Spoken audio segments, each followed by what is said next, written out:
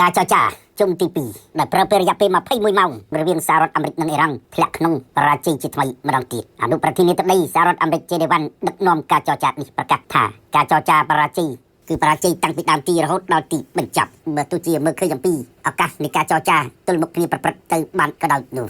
លោក J.D. Vance បានបញ្ជាក់នៅក្នុងសេចក្តីថ្លែងការណ៍របស់លោកថាយើងបានធ្វើអ្វីមួយច្បាស់ហើយនៅពេលនេះយើងមានបន្ទាត់ក្រហមដែលយើងបានដាក់រួចទៅហើយអ្វីដែលយើងកំពុងតែធ្វើនេះគឺដើម្បីធ្វើឲ្យអ៊ីរ៉ង់ទទួលស្គាល់ថាយើងមានបន្ទាត់ក្រហមសម្រាប់ឲ្យអ៊ីរ៉ង់ដើរគឺមិនទុកឲ្យអ៊ីរ៉ង់ប្រព្រឹត្តស្ថានភាពពីណាពីណីនោះទេខ្លួនយើងគឺសហរដ្ឋអាមេរិកដឹងច្បាស់ណាស់ថាអ្វីដែលអាចធ្វើបានអ្វីដែលមិនអាចធ្វើបានអ្វីដែលអាមេរិកអាចទទួលយកបានអ្វីដែលអាមេរិកមិនអាចទទួលយកបានអ៊ីរ៉ង់ត្រូវតែយល់ច្បាស់ពីនេះលោកជឿថាជំនួបចរចារយៈពេល21ម៉ោងនេះអ៊ីរ៉ង់ច្បាស់ជាយល់អំពីតម្លៃនៃការចរចារបស់សហរដ្ឋអាមេរិកអ៊ីរ៉ង់ត្រូវតែទទួលស្គាល់ថាការចរចាត្រូវតែមានបន្ទាត់ក្រហមដាក់នៅលើតុចរចាអនុប្រធានាធិបតី J.D. Vance បានបញ្ជាក់ទៀតថាសហរដ្ឋអាមេរិកចាំបាច់ត្រូវទទួលឲ្យបានការបដិញ្ញាចិត្តដ៏រឹងមាំពីអ៊ីរ៉ង់បើអ៊ីរ៉ង់មិនមានការបដិញ្ញាចិត្តទាំងលើកម្មវត្ថុអ្វីទាំងអស់ជាមួយសហរដ្ឋអាមេរិកក្នុងនោះមានទាំងមិនអនុញ្ញាតឲ្យមានការអាវុធនុយក្លេអ៊ែរបើអ៊ីរ៉ង់មិនមានការបដិញ្ញាចិត្តច្បាស់លាស់មិនអាចទៅរកកិច្ចព្រមព្រៀងរួចនោះទេការដែលអ៊ីរ៉ង់និយាយមិនច្បាស់លាស់បង្ហាញឆន្ទៈមិនច្បាស់លាស់គឺមិនអាចទៅរួចនោះទេលោក J.D. Vance បានបញ្ជាក់ទៀតថាសំណួរសាមញ្ញការដោះស្រាយក៏សាមញ្ញប៉ុន្តែការបដិញ្ញាចិត្តជាសារវ័នបង្ហាញឆន្ទៈ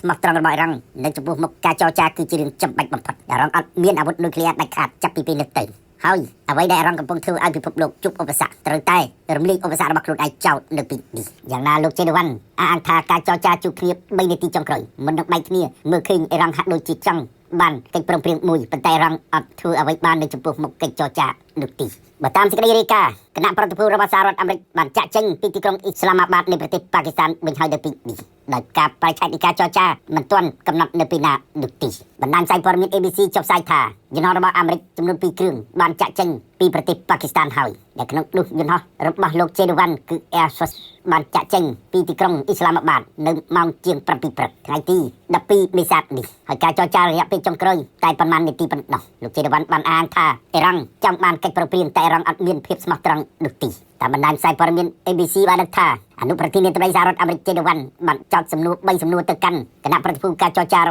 ស់ប្រទេសអ៊ីរ៉ង់ក្រោយពីលោកដើរចេញពីកិច្ចចរចានេះប៉ុន្តែ3សំណួររបស់លោក J.D. Vance នោះមិនត្រូវបានទម្លាយឲ្យដឹងនោះទេតែភាគីអ៊ីរ៉ង់បានឲ្យដឹងថាអ្វីដែលសហរដ្ឋអាមេរិកលើកឡើងទាមទារសិតតែមិនសមហេតុសមផ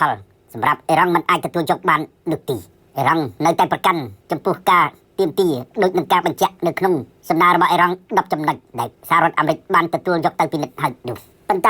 របៀបវរៈដែលតាំងតែបំផុតនាំឲ្យជួបឧបសគ្គដដែលនោះត្រូវបានទម្លាយដោយបណ្ដាញផ្សាយព័ត៌មាន The Guardian នៃចក្រភពអង់គ្លេសបានដឹងថាការចរចាកម្រិតខ្ពស់បំផុតរវាងសហរដ្ឋអាមេរិកនិងអ៊ីរ៉ង់នៅទើត្រឹមអ៊ីរ៉ង់ទាមទារថាច្រកសមុទ្រហុបមកនៅតែជាកត្តាស្លាប់រស់របស់អ៊ីរ៉ង់នេះបើតាមទីភ្នាក់ងារសារព័ត៌មានអ៊ីរ៉ង់ TASNIM ដែលបានចុះផ្សាយកាលពីយប់ថ្ងៃសៅរ៍ទី11មេសាប្រពន្ធដដែលនេះបានដឹងថាការចរចាបន្តគ្នាផ្អាកការចរចាហើយក៏ចាប់ផ្ដើមការចរចាទៀតតែនៅតែរកដំណោះស្រាយមិនឃើញនោះទេអ្វីដែលសំខាន់គឺសហរដ្ឋអាមេរិកទាមទារអត់មានភាពសមរម្យត្រឹមត្រូវផ្ដល់យុត្តិធម៌ឲ្យអ៊ីរ៉ង់នោះទេក្នុងស្ថានភាពដែលតានតឹងនេះមានការផ្ញើផ្អើលភ្លាមនៅឯកិច្ចចរចានោះគឺនាវាចម្បាំងរបស់សហរដ្ឋអាមេរិក2គ្រឿងបើកឆ្លងកាត់ច្រកសមុទ្រ Hormuz បើតាមសេចក្តីរាយការណ៍បានដឹងថាអាមេរិកទម្លាយរបាំងរបស់អ៊ីរ៉ង់ដែលបិទច្រកសមុទ្រ Hormuz ជាមួយនឹងការប្រើប្រាស់នាវាចម្បាំងរបស់ខ្លួនជាលើកដំបូងបើកឆ្លងកាត់ច្រកសមុទ្រដ៏គ្រោះថ្នាក់នេះប៉ុន្តែនៅជាមួយគ្នានេះពេញមួយថ្ងៃនៅថ្ងៃសៅរ៍ក្រោយពី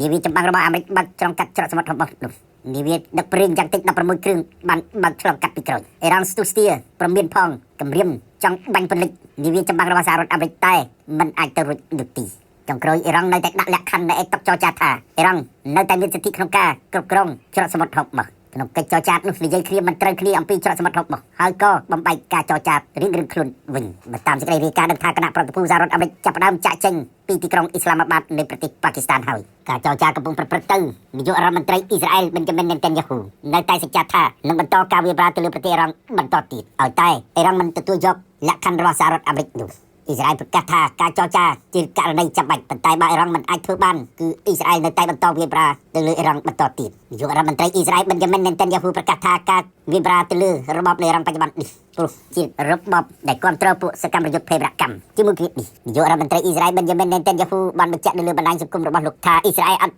់មានទាក់ទងនឹងការចរចាដៃគូការចរចារវាងអាមេរិកនិងអ៊ីរ៉ង់នោះទេលក្ខខណ្ឌរបស់អ៊ីរ៉ង់ដែលដាក់ឲ្យអ៊ីស្រាអ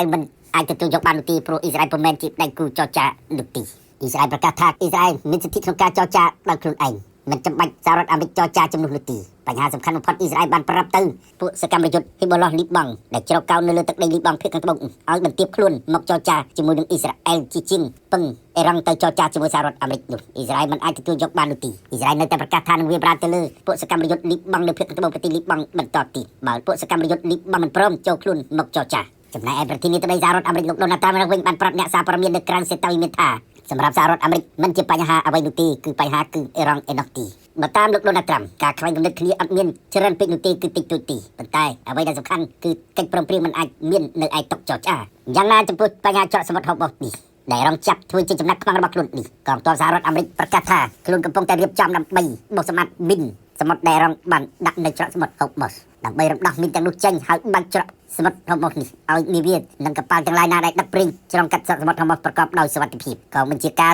សហរដ្ឋអាមេរិកឲ្យដឹងថាអ៊ីរ៉ង់ដាក់ពង្រាយក្របមីនទីបំផុតអ៊ីរ៉ង់ពុំទទួលខុសត្រូវនោះទេហើយអ៊ីរ៉ង់ខ្លួនឯងផ្ទាល់មិនដឹងថាក្របមីនដាក់នៅទីតាំងណាពិតប្រាកដនោះទេដូច្នេះវាមានហានិភ័យខ្លាំងណាស់ចំពោះការធ្វើនាវាចរឆ្លងកាត់ច្រកសមុទ្រហូបូសយ៉ាងណាមិនទាន់មានប្រភពព័ត៌មានច្បាស់ការណាមួយថាគណៈប្រតិភូរបស់អ៊ីរ៉ង់កំពុងចាក់ចេញពីទីក្រុងអ៊ីស្លាមាបាតឬយ៉ាងណានោះទេគណៈដែល The Guardian ចុះផ្សាយថាការចរចាការពិតមានកម្រងចាប់ផ្ដើមជាថ្មីម្ដងទៀតនៅពេលរសៀលថ្ងៃអាទិត្យទី12មេសានេះតែស្រាប់តែមានការលេចឮថាគណៈប្រតិភូរបស់សហរដ្ឋអាមេរិកសម្រាប់ចាក់ចេញពីទីក្រុងអ៊ីស្លាមាបាតឥឡូវនេះគណៈដែលការចរចាត្រូវបានសហរដ្ឋអាមេរិកចាត់ទុកថាបរាជ័យអនុប្រធានាធិបតីសហរដ្ឋអាមេរិកជារវ៉ាន់បានហៅការចរចាបរាជ័យនេះវានឹងធ្វើឲ្យស្ថានភាពកាន់តែតានតឹងប៉ុន្តែសហរដ្ឋអាមេរិកត្រូវតែព្យាយាមធ្វើអ្វីមួយដើម្បីឲ្យបានដល់គោលដៅរបស់ខ្លួនឥឡូវនេះតាមព័ត៌មានចេញពីប្រភពកងឆ្មាំបដិវៃរងបានឲ្យដឹងថានៅខណៈដែរសហរដ្ឋអាមេរិកកំពុងតែដាក់ផែនការដើម្បីបោះសម្អាតគ្រាប់មីនសមុទ្រដែលអ៊ីរ៉ង់ដាក់ពង្រាយនៅច្រកសមុទ្រហូបូសនោះកងឆ្មាំបដិវៃរងបានចេញសារនិងប្រមានថាអ៊ីរ៉ង់មិនអនុញ្ញាតឲ្យនាវ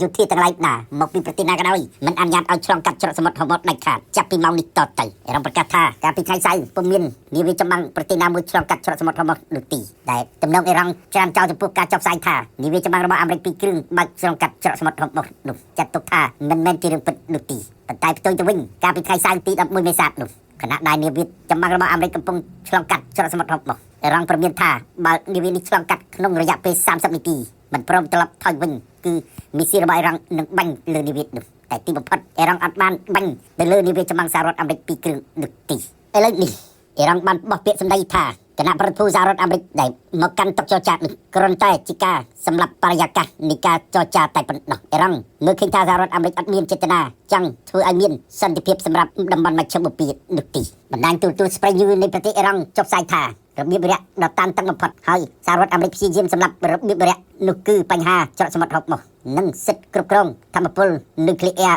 របស់អ៊ីរ៉ង់អ្នកសង្កេតការណ៍ប្រមានថាជាពំរុទេសង្គ្រាមទ្រង់ទ្រាយធំនឹងផ្ទុះឡើងជាថ្មីម្ដងទៀតបើក្នុងអំឡុង14ថ្ងៃនេះមិនមានការចរចាបន្តទៀតជាមួយគ្នារវាងសហរដ្ឋអាមេរិកនិងអ៊ីរ៉ង់នោះហើយការបរាជ័យនៅឯតុចរចានេះវាជាការផ្ដល់ឱកាសឲ្យអ៊ីស្រាអែលបើកការវាយប្រហារទៅលើប្រទេសអ៊ីរ៉ង់ជាថ្មីម្ដងទៀតអ្នកសង្កេតការណ៍មើលឃើញថាអ៊ីស្រាអែលកំពុងតែចង់បានឱកាសដូចនេះហើយបន្តបើកការវាយប្រហារទៅលើអ៊ីរ៉ង់បន្តទៀតអ្នកជំនាញប្រមានថាករណីច្រកសមុទ្រហូបូសនេះវានឹងក្លាយទៅជាចំនួនពិភពលោកហើយមើលទៅដែលសូម្បីតែពួកបច្ចាំប្រទេសបណ្ដាប្រទេសជាច្រើនទៀតកំពុងតែសន្យាចូលពាក់ព័ន្ធដោះស្រាយចំនួននេះផងដែរបើទោះជាប្រទេសទាំងនោះមិនបញ្ជូននាវាចម្បាំងប្រឈមមុខជាមួយនឹងកងទ័ពនៃប្រទេសអ៊ីរ៉ង់ក៏ដោយប៉ុន្តែពួកគេកំពុងតែរកមធ្យោបាយច្របាច់កអ៊ីរ៉ង់នៅឯវេទិកាអង្គការសហប្រជាជាតិប្រទេសក្នុងក្រុមចម្រុះអន្តរជាតិជាង40ប្រទេសដែលបានជួបប្រជុំគ្នាកាលពីសប្តាហ៍មុននៅទីក្រុងឡុងចក្រភពអង់គ្លេសពួកគេនៅតែប្រកាសថារកមធ្យោបាយរំដោះច្រកសមុទ្រហូបូសនេះពីដៃរបស់អ៊ីរ៉ង់ឲ្យបានអ្នកសង្កេតការណ៍មើលឃើញថាប្រទេសទាំងនោះពួកគេអាចនឹងរៀបចំសេណារីយ៉ូដើម្បីយកអ៊ីរ៉ង់ទៅប្រឈមមុខនឹងការបោះឆ្នោតទម្លាក់